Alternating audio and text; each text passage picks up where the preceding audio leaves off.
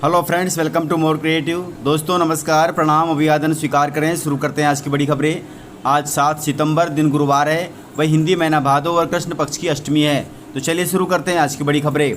यदि आपको खबरें पसंद आए तो वीडियो को लाइक जरूर करिएगा और आप हमें प्रदेश के किस जिले से देख रहे हैं कमेंट बॉक्स में जरूर बताइएगा। दोस्तों, समर्थन मूल्य पर धान खरीदी में हुआ है बड़ा घोटाला। किसानों को हर बोरी पर 2-3 किलो का मिला है धोखा, इसलिए नेक्स्ट टाइम धान खरीदी में जरूर ध्यान रखें। दोस्तों, मध्य प्रदेश के डिंडोरी जिले में धान की खरीदी में घोटाला सामने आया है।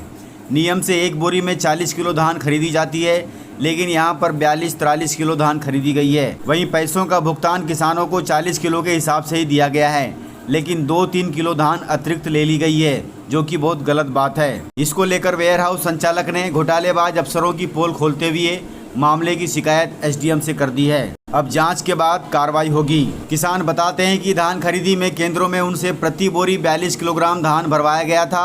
भुगतान 40 किलोग्राम के हिसाब से ही किया गया।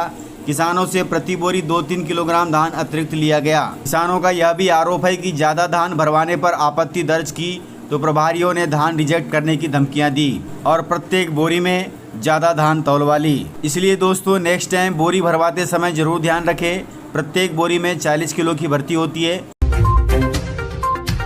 दोस्तों, वित्त मंत्री निर्मला सीतारमण जी ने सभी बैंकों को दिया है नया आदेश और यह आदेश देश के करोड़ों ग्राहकों पर लागू होगा। दोस्तों, केंद्रीय वित्त मंत्री निर्मला सीतारमण जी ने बैंकों और वित्तीय संस्थानों को नया आदेश दिया है।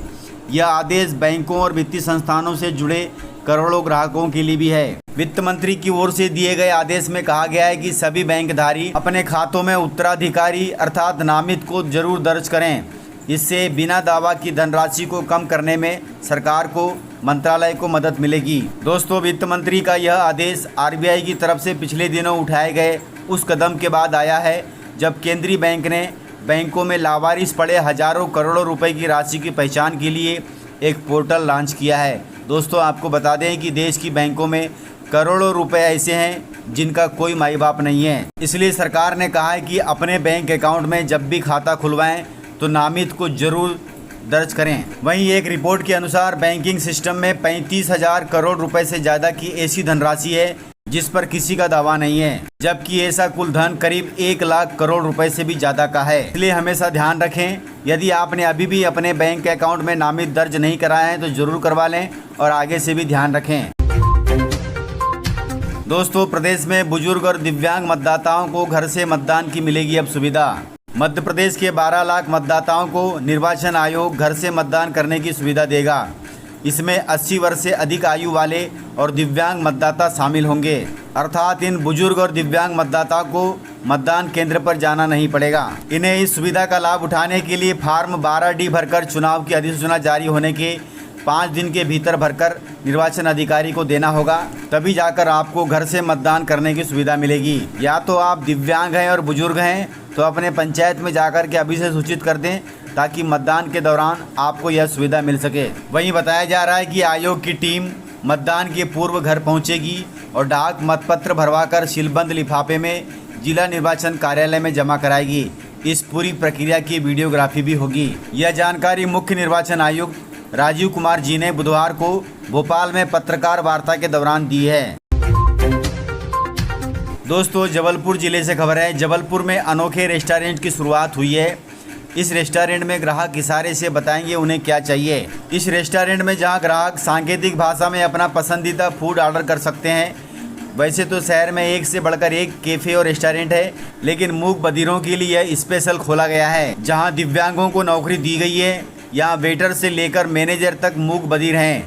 खास बात यह है कि शेफ और हेड शेफ भी मूक बधिर हैं, मतलब जो लोग बोल नहीं सकते उन लोगों को यहाँ पे नौकरी दी गई है और उन्हीं के लिए यह रेस्टोरेंट भी खोला गया है, जो कि जबलपुर में बहुत अच्छी पहल है।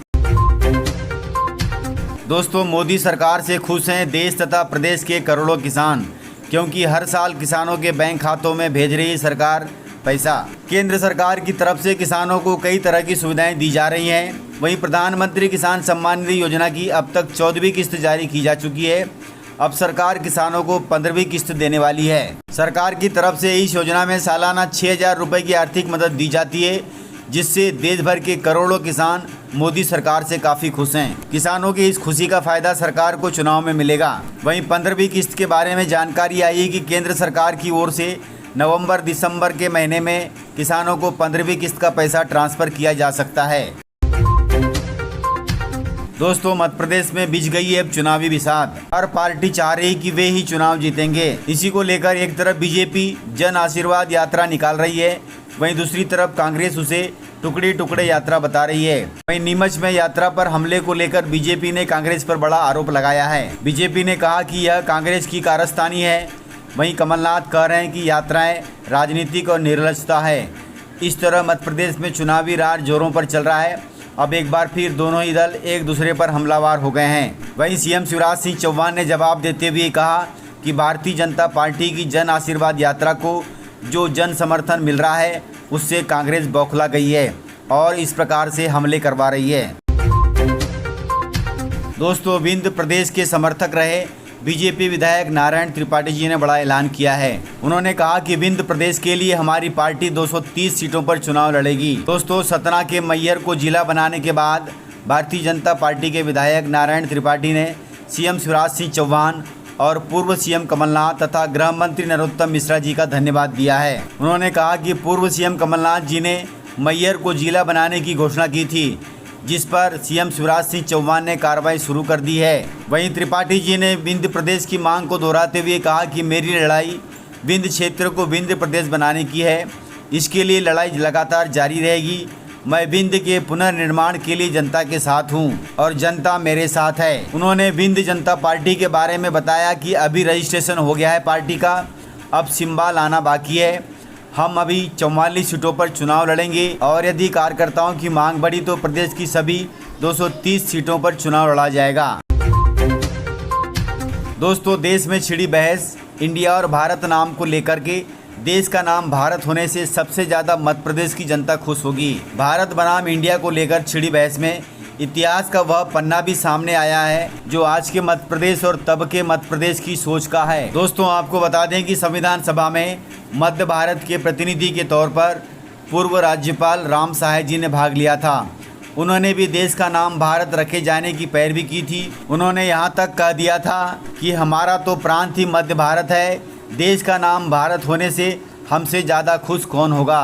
अर्थात सबसे ज़्यादा खुशी पहले भी हमें थी और आज भी भारत नाम होने से हमें ही खुशी होगी, अर्थात तब हम कहलाएंगे मध्य भारत। दोस्तों, मध्य प्रदेश में चुनाव से पहले उमा भारती जी की नाराजगी पर ज्योतिरादित्य सिंधिया जी ने दिया है बड़ा बयान। ज्योतिरादित्य सिंधिया जी ने कहा कि भारतीय जनता पार्टी में वरिष्ठ, कनिष्ठ और नौजवान सभी एक परिवार हैं जो एक ही माला के मोती हैं। भाजपा कार्यकर्ताओं की पार्टी है और हर व्यक्ति चाहे वह बुजुर्ग हो या नौजवान हो वह इस यात्रा में योगदान दे सकता है और दे रहा है, यही हमारी कामना भी है। वहीं सिंधिया जी ने कहा कि उमा भारती जी भारतीय जनता पार्टी की प्रादेशिक नहीं बल्कि राष्ट्रीय स्तर की नेता हैं। हमारी सभी की सम्मानित और पूजनीय हैं वो।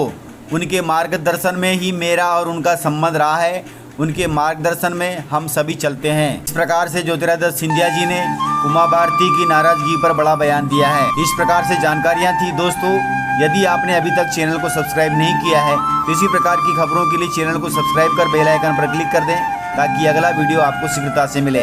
तो मिलते हैं अगले वीडियो में, तब तक के लिए जय हिंद, वंदे मातरम, टेक केयर।